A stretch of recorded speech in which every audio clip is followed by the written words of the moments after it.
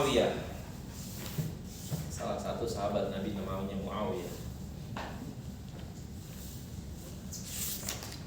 Huwa Abu Abdurrahman Muawiyah bin Abi Sufyan.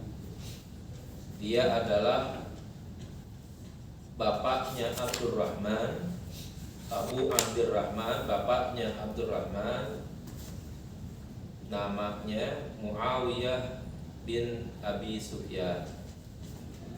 Jadi Muawiyah punya anak namanya Abdurrahman. Bapaknya Muawiyah itu adalah Abu Sufyan. Jadi pada tiga orang ini disebut Abdurrahman, Muawiyah, dan Abi Sufyan. Itu berarti dari cucu, anak, terus ke kakek jadinya begitu ya. Karena min uzama'ir rijal. Beliau adalah ya termasuk tokoh-tokoh pembesar. Uzama ar-rijal. Uzama itu artinya orang besar, ar-rijal laki-laki asalnya. Kalau sekedar disebut laki-laki enggak pas, tokoh jadinya. Kalau nanti Anda misalnya menemukan kalimat misalnya dikatakan begini, hada rijalul qaryah gitu. Hada atau hum rijalul qaryah. Mereka ini tokoh kampung ini. Jangan diterjemahin mereka laki-laki kaum ini, salah tuh ya. Hum rijalul qaryah. Ya kalau satu orang boleh sebenarnya huwa rajulu al qaryah ya. Dia ini tokoh kampung ini gitu ya. Jadi kata rajul, kata rijal itu bisa diartikan tokoh ya, enggak semata-mata kata laki-laki artinya.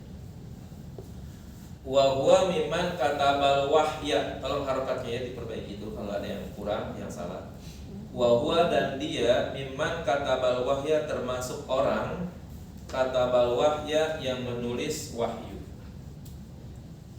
Baina yadai Rasulillah sallallahu alaihi wasallam. Baina yadai itu artinya di hadapan. Baina yadai di hadapan Rasulullah sallallahu alaihi wasallam. Fakana aminahu, maka beliau adalah kepercayaan Rasul ala wahyi rabbihi, atas wahyu Tuhannya, Jalla wa ala, yang maha agung lagi maha tinggi.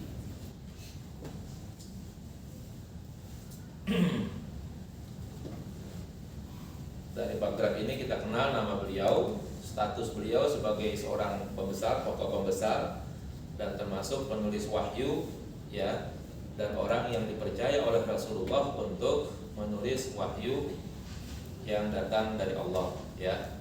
Itu peranan daripada Muawiyah bin Abi Sufyan. Wa kana min akabiril arabi nasaban wa qurban minhu sallallahu alaihi wasallam. Wakana, dan beliau adalah min akabiril Arab nasaban, termasuk pembesar bangsa Arab dilihat dari segi nasabnya. Wa qurban, dan kedekatan minhu kepada Rasulullah sallallahu alaihi wasallam. Dilihat dari segi nasabnya masuk dalam kategori ya pembesar-pembesar orang bangsa Arab, dan dilihat dari kedekatan kepada Rasulullah ya termasuk masih ya keluarga. Kalau nggak salah tuh Abu Sufyan itu adalah pamannya Rasul ya. Ya masih ya, orang Arab kan begitu, dia kawinnya dengan orang-orang dekatnya begitu kan, nggak jauh-jauh begitu. Ada Abu Sufyan, Abu Lahab juga anaknya ada yang kawin dengan anak Rasulullah. Tapi pas Rasulullah jadi nabi itu Abu Lahab meminta supaya menceraikannya ya, karena ya dengan tujuan untuk meremehkan dan menghina Rasul gitu pada waktu itu. Haza syarafal Islam, ia memperoleh syarafal Islam, kemuliaan Islam. wa syarafa suhbah, dan kemuliaan sebagai sahabat, wa syarafan nasaba wa syarafan nasabi, dan kemuliaan keturunan, wa syarafal hilmi, dan kemuliaan dari segi kesantunan, wa syarafal ilmi, dan kemuliaan ilmu. Jadi Abu Sufyan itu banyak memiliki kelebihan, ya. Ketika dia masuk Islam, dia jadi orang mulia, lalu dekat dengan Rasul sebagai sahabat. Dilihat dari keturunannya, ya, termasuk juga keturunan yang terhormat pada waktu itu. Di sisi lain, dia orangnya yang penyabar, ya, dan orangnya memiliki pengetahuan yang luas. Al-hilmu itu di atas sabar. Apa tuh kalau di atas sabar, apa kan saya bilang? Jadi sabar, nah di atasnya itu al-hilmu namanya, ya. Itu maka Allah disebut dengan al-halim, ya. Para nabi juga banyak tuh yang disebut-sebut dengan innahu halimun awwab misalnya, ya. Karena sifat halim itu sudah di atas sifat sabar. Ya, kalau sabar mungkin kelas-kelas kita kali itu, ya, ada musibah, ada penyakit, ada apa, nah kita bisa menerimanya, nah itu masuk dalam kategori sabar. Nah, lebih di atas sabar itu namanya adalah al-halim, ya. Wasu sudul imarah, ya, dan hebatnya kepemimpinan, wal khilafah, dan kekhalifahan. Nanti beliau termasuk yang merebut khalifah dari Ali bin Abi Thalib nanti. Wa kana aqilan labiban. Kana aqilan, beliau orang yang akil, berakal, labiban, cerdas, pintar, cerdas, aliman, berilmu, ya, alim, hakiman, bijaksana, dahiyatan fi siyasah wal qiyasah, cemerlang, dahiyah, cemerlang, fi siyasah, dalam politik, wal qiyasah, dan strategi, dalam politik dan strategi. Kais itu asalnya cerdas. Wa walladzi qala, beliaulah yang berkata, laukana baini wa bainan nasi syahratun, laukana, andaikan ada, baini, antaraku, wa bainan nasi, dan antara manusia, syahratun, satu lembar rambut, man qata'a abadan, tidak akan putus selamanya. Man qata'at abadan, tidak akan putus selamanya. Qalu, mereka bertanya lahu, kepadanya, wa kaifa dzalika, bagaimana hal itu, ya amiral mukminina. Tolong amiral mukminin, nunnya iya-nya enggak ada titik itu, ya, diperbaiki itu. Terus harakat-harakatnya bacanya amira, ya amiral mukminin, karena ada munada di situ, ya, ada nida. Bagaimana hal itu bisa terjadi, wahai amiral mukminin?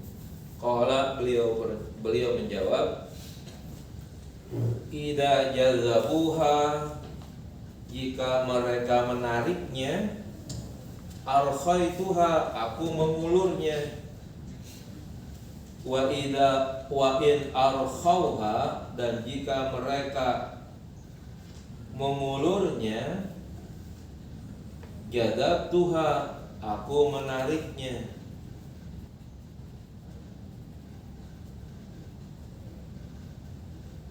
Saya ulangi, qala, beliau menjawab, idza jadabuha, jika mereka menariknya, arkhaituha, aku mengulurnya,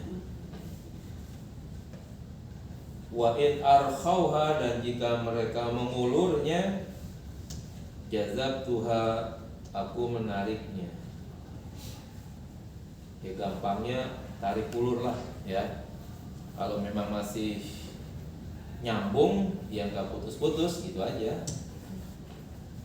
Makanya dikatakan kalau ada di antaraku dan di antara manusia, ya itu ada seuntai benang, ya, maka atau seuntai rambut, maka katanya tidak akan ada ya putusnya rambut tersebut. Lalu sahabat yang lainnya bertanya, bagaimana kok bisa begitu? Ya, kata Muawiyah, kalau mereka narik saya ulur, kalau mereka ulur saya tarik, ya itu jadi akhirnya nggak putus-putus kalau begitu. Yang jadi masalah kan kalau dua-duanya narik, ya kan? Ada satu helai rambut, dua-duanya saling tarik menarik, ya pasti putus kalau begitu, ya. Oke, wakana hasanat tadbir. Beliau orang yang baik perencanaannya. Wakana hasanat tadbir, beliau orang yang baik perencanaannya. Hakiman, bijaksana. Fasihan. Apa tuh fasih? Bahasa kita juga fasih juga ya. Fasihan, fasih itu berarti berbicara sesuai dengan makharijul hurufnya tuh, sesuai dengan artikulasinya, ya. Huruf B, huruf mim itu kan sama tuh, ba, ma tuh begitu ya. Huruf dal dan zal, nah itu juga sama tempat keluarnya, cuman yang satu tertutup, yang satu terbuka, ya. Da tuh berarti tertutup napasnya. Kalau za berarti itu namanya terbuka, ya, rokhwah namanya, ya. Nah, itu antara da dan za, nah itu memiliki kedekatan. Orang yang bisa berbicara dengan baik antara da, za, ta, to, ya kan, itu kan hampir sama tuh. Nah, itu namanya disebut dengan fasih, ya, fasih. Jadi berbicara sesuai dengan artikulasinya atau bahasa tajwidnya sesuai dengan makharijul hurufnya gitu, ya. Nah, balighan, ya. Balighan itu artinya tepat sasaran kalau ngomong. Balighan tepat sasaran. Ngomongnya enggak sembarangan. Bukan omongan yang tidak ada artinya gitu, ya. Omongannya pas, yang memang dibutuhkan dibicarakan, dibahas dan selesai, udah, ya. Tidak diperlukan hal-hal yang istilahnya kalau orang Betawi ngabluk, tau nggak ngabluk, ya. Ngomong sana sini yang nggak ada juntrungannya begitu, ya. Nah itu namanya bukan baligh kalau begitu orang tuh, ya. Yahlumu fi maudhi'il hilmi, ya. Ia santun pada tempat di mana ia harus berlaku santun. Wa yashtaddu, dan keras, ya. Fi maudhi'i syiddati, pada tempat keras, pada tempat di mana ia harus melakukan tindakan yang tegas, ya. Tegaslah, jangan keras. Istada, tegas. Fi maudhi'i syiddati, pada tempat di mana dia harus berlaku tegas. Wal hilmu, sementara santun, indahu, di hadapan Muawiyah, aghlabu, lebih umum, lebih populer begitu. Jadi sifat santun dan sifat tegasnya kalau seandainya dibandingkan begitu, maka yang muncul adalah sifat santunnya yang lebih banyak, ya. Wa kana kariman, beliau adalah orang yang dermawan. Dermawan itu orang yang belum diminta sudah memberi, itu namanya disebut dengan karim. Maka Allah sifatnya karim karena Allah tidak pernah, ya, nunggu permintaan orang baru kemudian Allah kasih, ya. Allah jauh lebih banyak memberi terlebih dahulu dibandingkan dengan jumlah permintaan. Ya. Nah, maka Allah disebut dengan Karim namanya. Ya, Allah tuh Maha Pemurah, Maha Dermawan. Kalau orang ya diminta dulu baru ngasih, ya, nah itu sih bukan dermawan namanya. Ya, nggak pantas disebut dermawan kalau diminta baru kemudian ngasih. Yang lebih buruk lagi diminta nggak ngasih. Nah, ini bakhil namanya kalau begitu, ya. Badilan, beliau menyerahkan, ya. Badilan menyerahkan lil mali, ya, hartanya, yukrimul wafidin, menghormati utusan-utusan, wa yuhsinul qira, dan menghormati tetamu, para tamu, wa yuhsinul qira, dan menghormati para tamu,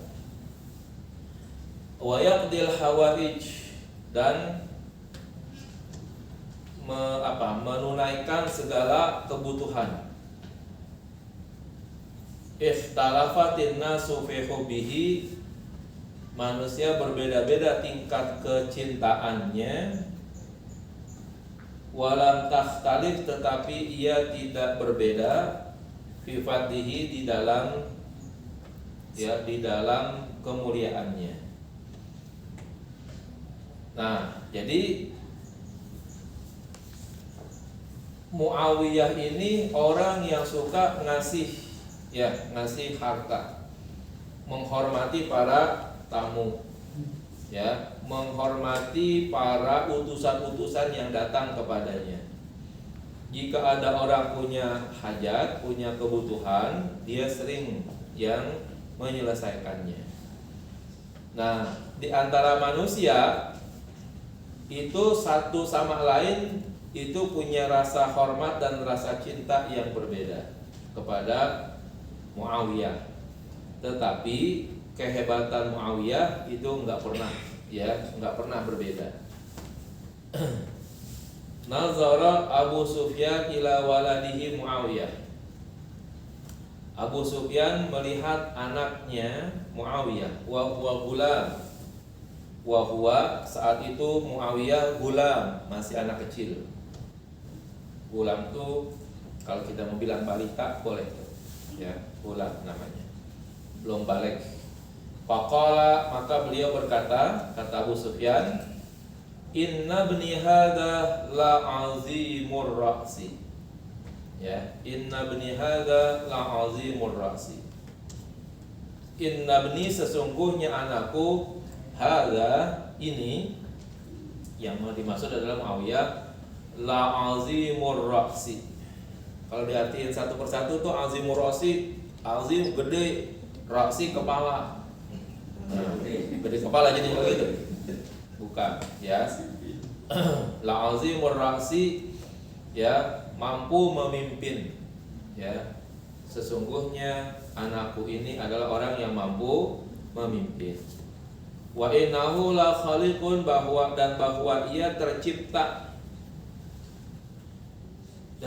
ia tercipta, ayyasuda qaumahu, untuk memimpin kaumnya.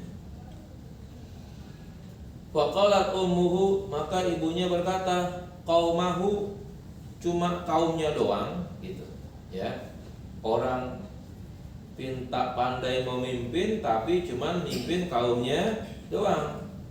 Sakiltuhu, aku merasa berat, ya, illam yasudil araba qatibatan, kalau dia tidak bisa memimpin bangsa Arab secara menyeluruh, ya. Jadi ibunya yang mau agar anaknya itu si Muawiyah bukan saja memimpin kaumnya, tetapi juga menundukkan bangsa Arab keseluruhannya. Ya, nanti pada masanya si Muawiyah itu nanti akan menjadi, ya, khalifah nanti, ya. Tapi udah bukan khalifah lagi namanya nanti. wa wasafahu, dan dijelaskan Abdul Malik bin Marwan oleh Abdul Malik bin Marwan.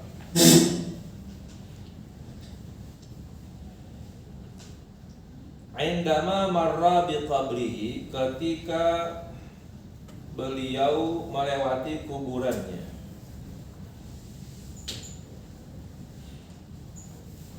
Jadi ini udah masanya masa Muawiyah udah meninggal. Lalu Abdul Malik memberikan keterangan tentang Muawiyah bin Abi Sufyan ya ketika melewati kuburannya. Innahu kana yantiqu an ilmin, ya, sesungguhnya ia kalau berbicara berisi ilmu. Jadi Muawiyah kalau ngomong itu ada apanya? Omongannya itu berisi ilmu. Jadi ya tadi kita bilang bukan ngobrol sembarangan gitu, bukan ngobrol yang gak ada artinya. Kalau dia ngomong pasti akan ya ada manfaatnya, ada ilmunya gitu. Wayas kutu an hilmin, dan diam karena kesantunannya. Dan diam karena kesantunannya. Jadi kalau udah santun berarti kan udah di atas sabar tuh begitu ya. Wa kana idza a'ta aghna, ya. Beliau kalau memberi aghna, orang menjadi kaya. Wa idza haraba afna, kalau berperang akan memusnahkan.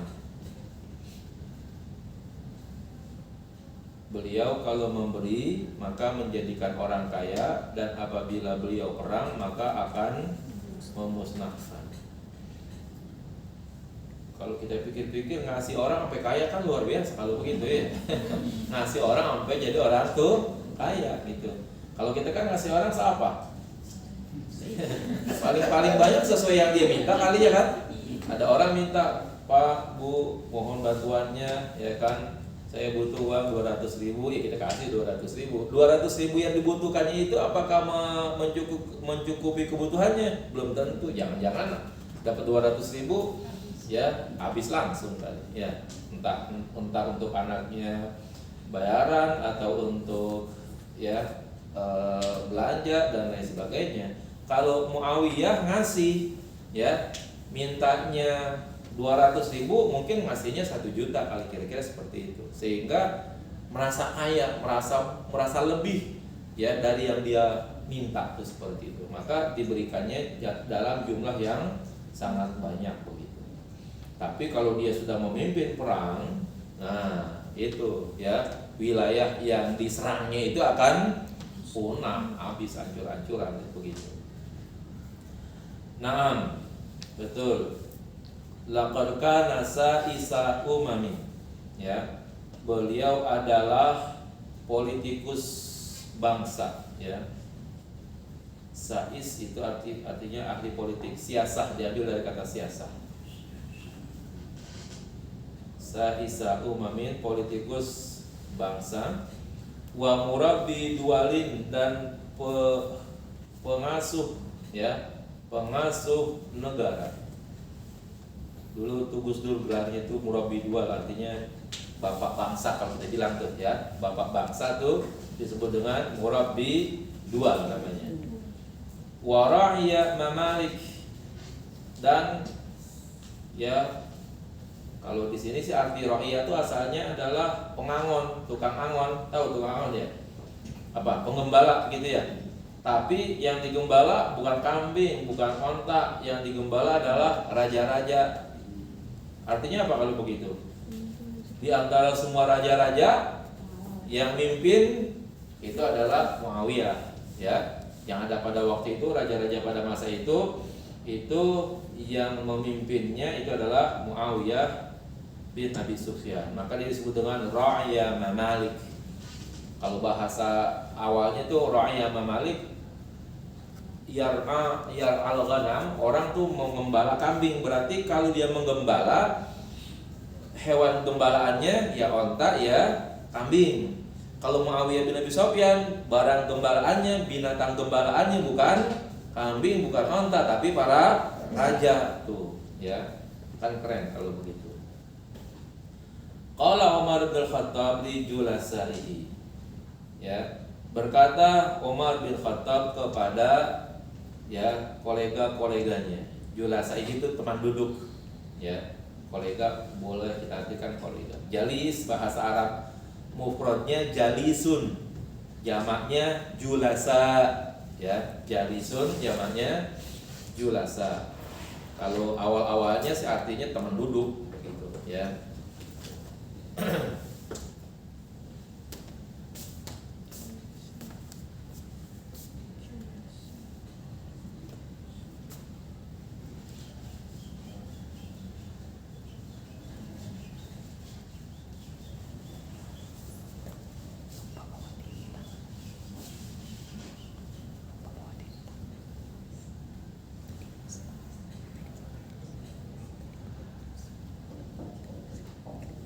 Jalisun jamaknya menjadi julasa'u, ya. Dari kata jalasa, apa artinya jalasa? Duduk. Nah, itu ya, duduk. Jadi teman-teman duduk, nah itu namanya jalis, ya. Jamaknya menjadi julasa.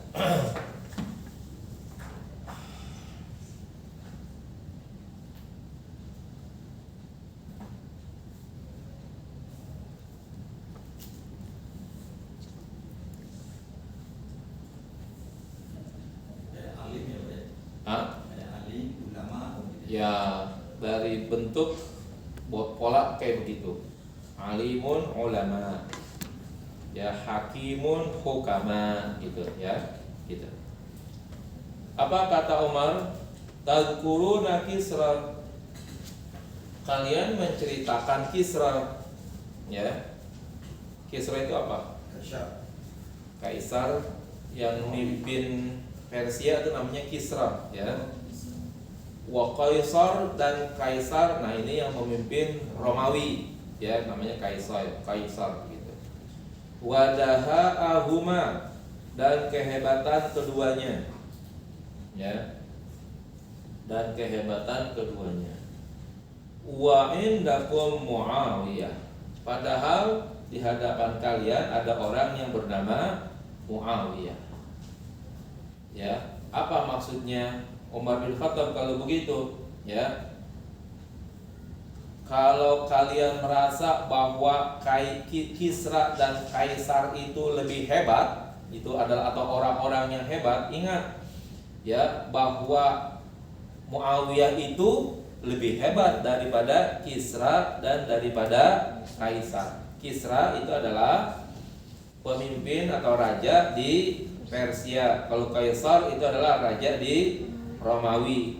Menurut Umar bin Khattab, kehebatan Kisra dan kehebatan Kaisar tidaklah setimbang, tidaklah setingkat dengan kehebatan Muawiyah. Jadi lebih hebat Muawiyah daripada Kisra dan Kaisar. Nah itu. Dia ngomong setelah Muawiyah jadi orang atau sebelum? Kayaknya sebelum. Kalau Umar yang ngomong pasti sebelum, ya.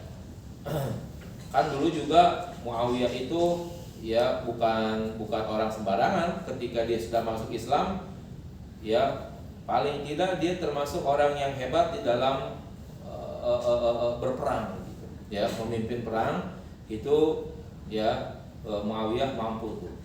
Dan memang Muawiyah itu termasuk politikus juga, ya, politikus pada waktu itu, termasuk istilahnya mungkin orang-orang yang memahami lah segala macam bentuk ya taktik perang dan lain sebagainya, itu adanya di tangan Muawiyah.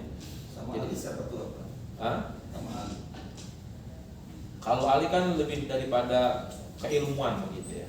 Kalau Muawiyah ini politikus, jadi sifatnya begitu. Tapi seumuran gitu. Mungkin ya, mungkin karena Abu Sufyan dengan Abu Thalib itu masih saudara. Ya, Abu Sufyan, Abu Thalib. Abu Sufyan itu kan bapaknya Muawiyah. Ya. Abu Thalib kan bapaknya Ali. Nah, Ya, jadi dia kalau seingat saya itu sepupuan tuh. Ya, Ali dengan Muawiyah sepupuan seingat saya ya begitu. Kalau nggak salah yang memang kalau seandainya Abu Sufyan itu nanti masuk dalam golongan keluarga Quraisy begitu ya. Seingat saya seperti itu. Oke. Wa min ajaibi firasatihi, dan diantara kehebatan firasatnya ya. Firasat itu berarti perasaan mendalam begitu ya, sehingga ia timbul menjadi fakta kenyataan gitu ya. Annahu qala, beliau berkata, inna ahla Makkah, bahwa penduduk Mekah akhraju, mengusir ya Rasulullah ya, mengusir Rasulullah. Fala takunul khilafatu fihim abada, maka tidak akan ada lagi khilafah dari kalangan bangsa Mekah selama-lamanya ya. Sesungguhnya penduduk Mekah mengusir Rasulullah, maka tidak akan ada lagi khilafah dari kalangan mereka. Wa inna ahlal Madinah, dan bahwa sesungguhnya penduduk Madinah qatalu Utsman ya, mereka membunuh Utsman ya. Fala ta'udul khilafatu ilaihim abada, maka tidak akan kembali khilafah ya kepada mereka, kepada ahlul Madinah abadan, selamanya ya. Ini firasatnya Muawiyah menjadi kenyataan ini ya.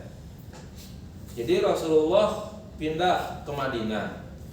Setelah di Madinah, Rasulullah selama kurang lebih 10 tahun tuh ya, terus berdakwah di situ. Nah, kemudian ya Rasulullah wafat, dilanjutkan oleh sahabat-sahabat besar, Abu Bakar, Umar, Utsman, dan Ali. Nah, pada waktu itu kejadian-kejadiannya ya Rasulullah diusir dari Mekah. Terus ketika ada di Madinah ya, khilafah itu masih dipegang oleh sahabat Utsman.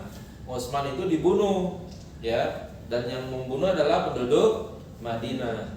Maka prediksi Muawiyah, orang Mekah enggak bakalan muncul lagi khalifah dari kalangan mereka. Enggak bakalan ada satu orang Mekah pun yang nanti akan jadi khalifah, yang jadi presiden lah bahasanya begitu ya.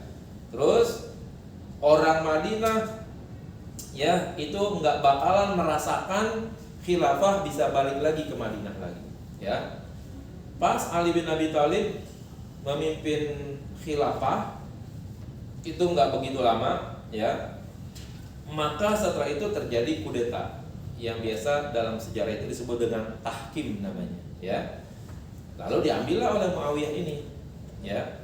Nah, Muawiyah memindahkan ya pusat kerajaan bukan lagi di Madinah ya, tapi pindah ke Baghdad ya, pindah ke Baghdad. Nah, udah mulai di Baghdad itu terus satu lama berkembang dan sebagainya, baru nanti berpindah ya, sampai akhirnya terakhir ke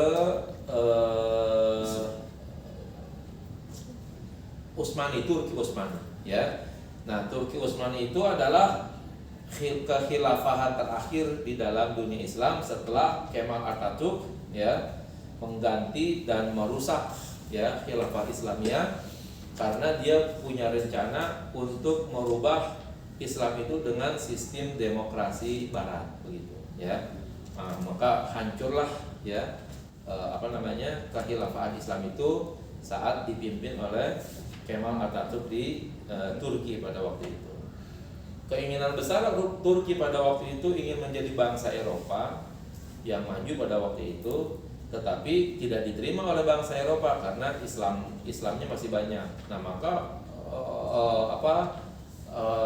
Atatürk itu, Kemal Atatürk merubah sistem-sistem yang berbau Islam itu diberangus semuanya, azan, jilbab, masjid, ya kan, itu diberangus semuanya. Yang masjid dijadiin gereja, apa aja pokoknya. Tujuannya sih agar mendapatkan simpati dari Eropa.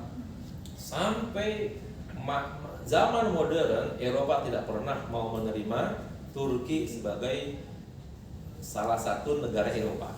Ya, padahal negara yang memiliki dua wilayah, satu di Eropa, satu di Asia, itu adalah Turki. Ya, nah, terus berkuasa, lalu kemudian Turki menjadi negara ya demokrasi mungkin seperti Indonesia, baru setelah dipimpin oleh sekarang ini siapa presidennya? Siapa namanya? Presiden Turki yang sekarang? Dorgan, ya. Nah, barulah kembali lagi sistem Islam dipakai lagi. Nah, baru maju lagi sekarang, ya. Dulunya menggunakan sistem demokrasi, Turki itu dipermalukan saja. Di dunia barat dia nggak diterima, ya. Tapi di Asia pun, ya, juga nggak maju dia gitu. Nah, itu keburukan yang terjadi pada Turki pada waktu itu. Nah, itu sampai di situ. Jadi akhirnya khilafah memang tidak muncul lagi pemimpin dari orang Mekah, ya, juga tidak bakalan balik lagi ke Madinah, ya, itu sudah menjadi fakta nih sekarang. Nah, setelah akhirnya negara itu menjadi berbentuk seperti sekarang yang udah merubah menjadi nation tersendiri, udah ya khilafah itu nggak bakalan lagi ya muncul di permukaan dunia ini kelihatannya sekarang, ya. Baik. Takhayyal, perhatikanlah, idza syi'ta ma'rifa fadli siyasatihi, jika Anda ingin tahu kehebatan politiknya, menghayalkan apa, menggambarkan apa, al-mauqifa, ya, sikap alladzi sarat ilaihil ummatul islamiyah, yang menjadi pendirian umat Islam, sikap yang menjadi pendirian umat Islam ba'da fathi Syam wa zuhurihi, setelah ekspansi Syam dan benteng-bentengnya, wa ba'da fathi Misra, dan setelah ekspansi Mesir, ya, dan setelah ekspansi Mesir, allati aqallu wasfin laha maqalahul Iskandar al-Maqduni, yang ceritanya paling sedikit dikatakan oleh Al-Iskandar al-Maqduni, ya. Diceritakan paling sedikitnya apa kira-kira? Inna Misra markazun lil alam, bahwa Mesir adalah pusatnya dunia. Ini dulu pemikiran Muawiyah bin Abi Sufyan nih, tapi akhirnya dikutip oleh Al-Iskandar al-Maqduni. Kira-kira maknanya seperti itu. Menurut pemahaman Muawiyah bin Abi Sufyan, bahwa Mesir adalah markas dunia bi asrihi, secara keseluruhan, ya. Jadi Mesir itu adalah pusatnya dunia, tapi menurut pandangan Muawiyah, idam ba'atsat minha ansafu aqtarin, jika bangkit dari Mesir, ya, separuh wilayah dunia, fa innaha tamurru bi jami'il amsari, maka sesungguhnya ia akan melewati seluruh kota-kota besar, ya, seluruh kota-kota besar. Fayashulu 'alal qabidi, maka akan menjadi mudah bagi negara yang mencaplok, ya, penjajah, ya, iya, penjajah lah, alaiha, atas Mesir, ayyasila minha, untuk sampai dari Mesir, ila haitu yuridu wa yakhtar, ke tempat yang ia ingin dan yang ia pilih. Artinya orang pada masa itu katanya, kalau seandainya mampu menguasai Mesir, maka penjajah itu bisa menguasai seluruh dunia dari mana saja. Ya. Maka yang mampu menguasai ini adalah ya Prancis yang dipimpin pada waktu itu oleh Bonaparte, ya. Siapa nama lengkapnya Bonaparte itu? Napoleon ya, Napoleon Bonaparte, ya. Nah itu lama itu Mesir dikuasai oleh Prancis. Walaupun pada waktu itu Prancis sudah banyak mengeluarkan dana ya untuk menjajah Mesir, ya pada akhirnya enggak sebagaimana yang diinginkan. Tapi Prancis itu memang akhirnya mampu menguasai ilmu pengetahuan dunia itu mulainya dari Mesir, ya. Mengetahui tentang piramid, mengetahui tentang Pink, mengetahui tentang Firaun, mumi dan lain sebagainya. Itu berangkatnya kemampuan orang-orang Prancis itu mulai ketika mereka menjajah Mesir, ya. Itu seperti itu. La asyuku, saya tidak ragu fi annaka tudriku markada syarqil islami, ya, bahwa kalian menemukan pusat timur Islam, ya, menemukan pusat timur Islam iza ahadihil hal searah ya wilayah ini, wa markazul gharbi dan pusat barat iza ahu aidan searah dengan ya Mesir juga, wa ta'taqidu dan engkau yakin annahu min a'saril mawaqi' wa ahrajiha, bahwa Mesir termasuk posisi yang paling sulit dan paling berat, ya. Jadi pada masa itu orang kalau ingin menyerang Mesir, wah itu adalah orang bahasanya itu penjajah itu merasakan betapa bahwa Mesir itu wilayah yang paling sulit untuk ditaklukkan. Terus sampai di sana sulit untuk mendapatkan sesuatu yang dicari begitu, ya, karena kan wilayahnya termasuk wilayah panas, walaupun di situ ada Sungai Nil dan lain sebagainya, ya.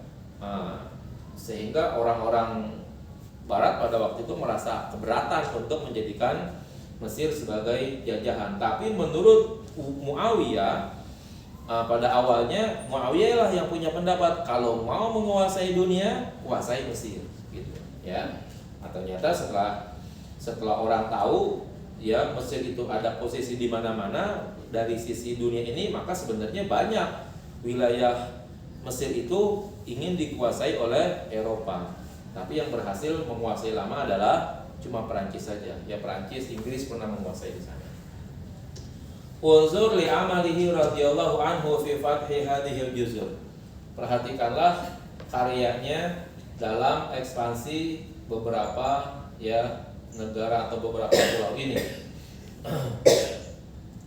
Wahia Jaziratu Aqitas Karit. Saya nggak tahu nih kayaknya nama-nama pulau di Yunani ini, ya. Yaitu Pulau Aqitas Karit, Pulau Kus, Pulau Rhodes, Pulau Arwad, ya.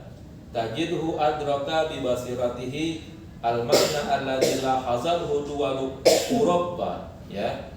Engkau temukan ya bahwa ya tajidhu engkau temukan adraka bahwa Muawiyah memandang bibasiratihi dengan pemikirannya ya al-makna alladzi la hazalhu duwal Eropa, ya pemahaman yang diperoleh oleh negara-negara Eropa.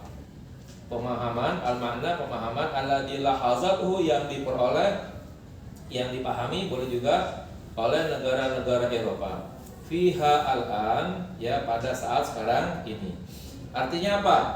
Pemikiran yang dulu dimiliki oleh Muawiyah bin Abi Sufyan ternyata ya bahasa kita mungkin matching, bersesuaian dengan pemikiran yang dimiliki oleh orang-orang Eropa supaya bisa menguasai alam itu mulai dari Mesir katanya.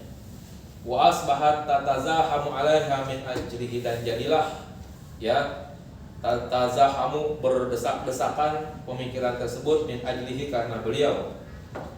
Muawiyah, wa inna amalahu fi dzalikal waqti, dan bahwa usahanya pada masa itu amalal hakimil halimil aqilil hazimi alladzi qila fihi, merupakan satu karya orang yang bijak, orang yang santun, orang yang berakal, orang yang cerdas. Alladzi qila fihi, yang dikatakan ya dalam sebuah syair, ilbas likulli halatin labusaha. Ya, ilbas, pakailah, likulli halatin, pada setiap kondisi, labusaha, pakaian yang cocok. Imma na'imaha wa imma busaha, bisa jadi pakaian halus dan bisa jadi pakaian kasar. Ini hanya ingin menggambarkan ya, orang itu bisa dilihat, digambarkan setiap kondisi dan keadaannya, lihat dari berpakaian. Ya, musim panas, ya pakailah pakaian yang mungkin agak tipis karena panas, biar tidak gerah begitu ya kan. Pada musim dingin, pakailah pakaian yang lebih tebal agar tidak merasa kedinginan. Kira-kira itu seperti itu. Nah, nanti kalau penerapannya dalam dunia yang lainnya, itu artinya adalah upaya untuk menyesuaikan diri dengan situasi dan kondisi. Kira-kira seperti itu mana ya. Sana kursiyal mulki bil ubbahati wal azama. Ia menjaga ya kedudukan sebagai raja dengan kebesaran dan kemuliaan. Wajadaba ilahil quluba, dan ia menarik hati, bihusnil mujamalah, dengan bagusnya basa-basi ya. Mujamalah tuh basa-basi. Itu di yang namanya sekarang itu, yang namanya bergaul itu, bahasa basinya itu terlalu banyak banget itu kalau orang-orang besar begitu ya. Ingin menunjukkan sesuatu ya, itu bisa ditunjukkan dengan cara berbahasa basi antar sesama begitu ya. Kalau dalam pergaulan sehari-hari ini, Anda punya baju baru ya, supaya orang menilai itu baju baru Anda, bisa jadi Anda membandingkannya dulu dengan baju orang lain, atau Anda pura-pura bertanya dengan orang lain ya, baju saya pas enggak? Itu orang Arab, orang Barat tuh terbiasa banget untuk menampilkan bajunya yang baru, dia bertanya kepada orang lain, baju saya pas enggak? Gitu, ya. Kalau enggak, dia akan membandingkannya dengan baju yang sebelahnya, ya. Baju saya harganya sekian, baju Anda berapa? Baju saya terbuat dari bahan ini, baju Anda terbuat dari bahan apa? Untuk membandingkan bahwa dia memiliki sesuatu yang baru, ya, sesuatu yang hebat. Nah, itu biasanya basa-basinya seperti itu. Nah, Muawiyah bin Abi Sufyan itu dia banyak menarik hati orang lain karena pandainya dia berbasa-basi kepada ya masyarakat, kepada pejabat, kepada rakyat dan lain sebagainya. Wa malakaha bi jamili muamalah, dan ia memimpinnya dengan ya muamalah yang baik. Muamalah itu artinya apa? Pergaulan yang baik. Fahabahul adu, maka musuh merasa ya berwibawa, maka dia atau musuh akan merasa berwibawa di hadapan Abu Sufyan. Jadi kelihatan nampaknya wibawa Abu Sufyan di hadapan musuh. Wa tama'a fi karamihi sadiqu, dan sangat berkeinginan teman-temannya untuk mendapatkan ya kemurahan dari Muawiyah bin Abi Sufyan. Bacaannya banyak-banyak banget nih.